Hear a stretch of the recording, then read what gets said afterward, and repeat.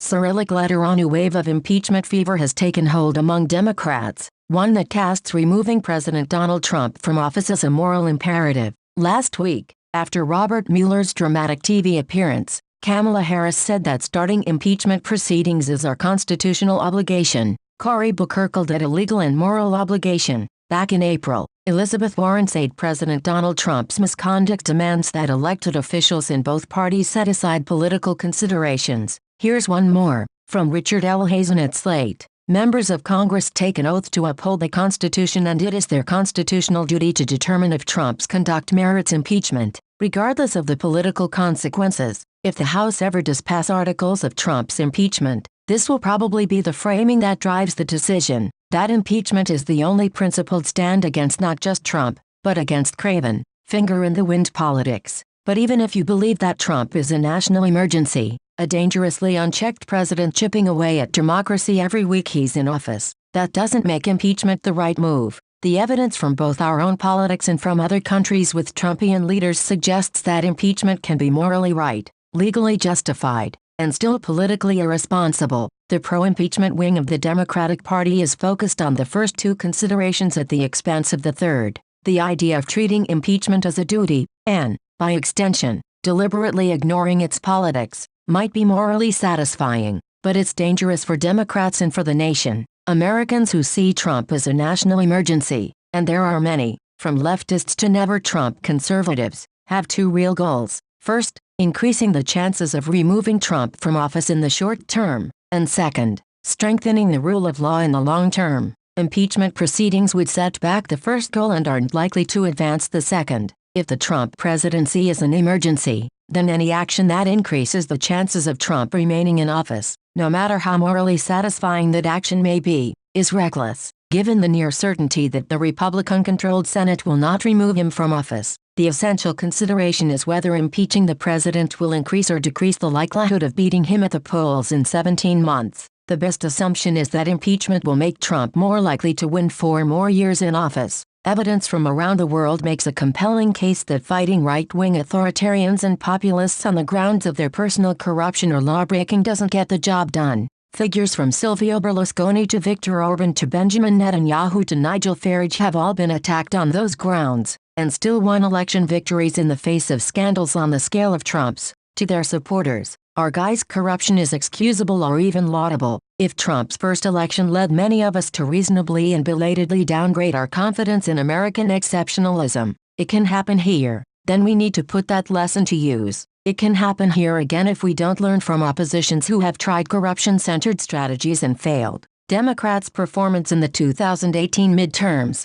in fact, was a masterclass in successfully opposing right populism, through a single-minded focus on its material consequences for voters. Last November, nearly all of the damaging findings from the Mueller report had already been widely publicized, along with the evidence of Trump's tax fraud, along with Trump's taped admission of sexual assault, and yet the winning campaign's focus was not Trump, but health care. Impeachment would represent a retreat from that strategy. Its very drama and personalization works against Democrats, because it would pull attention away from their best case at displacing him. It would focus voters on the Trump Tower meeting instead of student loan forgiveness, the firing of James Comey instead of protecting and building on Obamacare. Nancy Pelosi was right. In 2018, the Democrats ran, and won, on policy. If pro-impeachment Democrats believe that putting the president's crimes at the heart of the party's message will lead to a better result in 2020, they should make that case. Instead,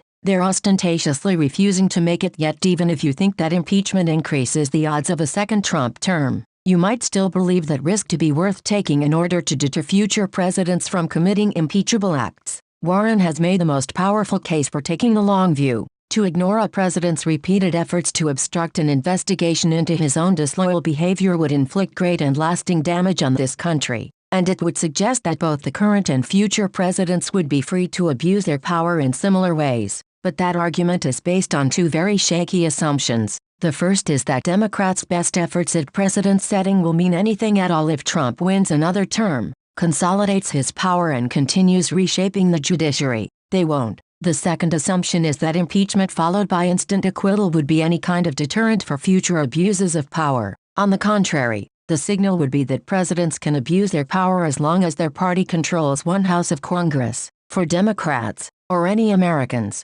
anxious about what they're witnessing, the question isn't so much how to create theoretical deterrence to future presidents' wrongdoing as it is how to transform the actual Republican Party into the kind of organization willing to stand up to it. That's a generational project, but the best way to start it is by defeating Republicans in elections, winning political power, and using that power to begin rolling back the undemocratic features of our political system, from voter suppression, to gerrymandering, to the overrepresentation of white, rural states in the Senate, to the Electoral College, that allow minority rule. That's the irony in Warren's embrace of impeachment. In developing an ambitious policy agenda aimed at American oligarchy, she's worked from the premise that our problem is not so much Trump as it is the political and economic structures that made Trumpism possible. But in lending her moral authority to impeachment, she's supporting a step that would effectively center the Democrats' message on Trump himself. Optics. Doug Mills' most iconic photos of presidents. Be Politico magazine.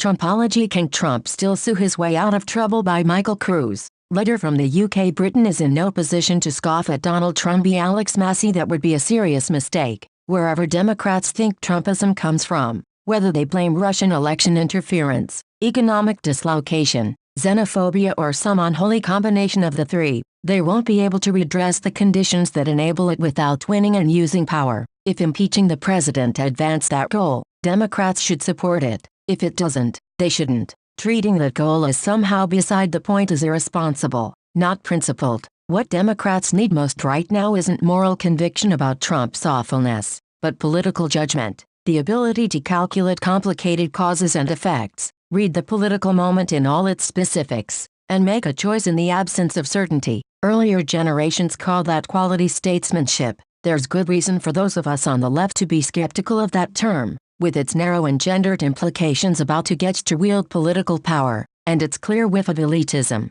I don't want to give up on the idea that movements of ordinary people can drive political change, or that, say, labor leaders like A. Philip Randolph or Dolores Huerta are as capable of statesmanship as senators and presidents, but I don't want to give up on the idea that word stands for, either, that there is such a thing as political judgment, that it's a meaningful kind of expertise, that it's separate from and complementary to expertise in policy, and that it's one of the main qualifications for political office. Nancy Pelosi may not be an expert communicator, but her success in winning the only 2 House majorities for Democrats since 1994, and in pushing through the most ambitious piece of social legislation since the Great Society, suggests that she has this kind of expertise, and that we shouldn't take her advice lightly. To treat impeachment as an obligation, a kind of constitutional absolute, is to demand a moral certainty that politics can't provide. Even when Democrats share the same objectives, getting to those objectives means estimating a score of complicated,